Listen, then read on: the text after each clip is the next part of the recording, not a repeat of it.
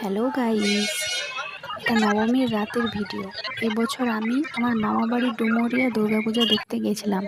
সেখান থেকে এবছর আমরা নবমীর রাতে সবাই মিলে মা, বাপি, মামি, ভাই ও আমার একমাত্র পুত্র দেবরাজ সবাই মিলে মানবাজারে ঠাকুর দর্শন করতে গেছিলাম।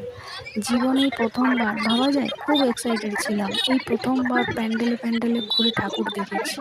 আর ভীষণ ভিড় ছিল প্রত্যেকটা প্যান্ডেলে। রাস্তায় ভিড়ে হাঁটতে হয়নি কাউকে, আপনিই ঠেলা হয়ে চলে যাচ্ছিলাম। খুব মজা লাগছিল। ঘুরতে ঘুরতে ভাই রোল খাওয়ালো। সেই টাইমে ভিডিও করা হয়নি। খুব খিদে পেয়েছিল, তাই ফোনটা ব্যাগের ভিতরে ঢুকে পড়েছিল। তারপর আইসক্রিম খেলাম।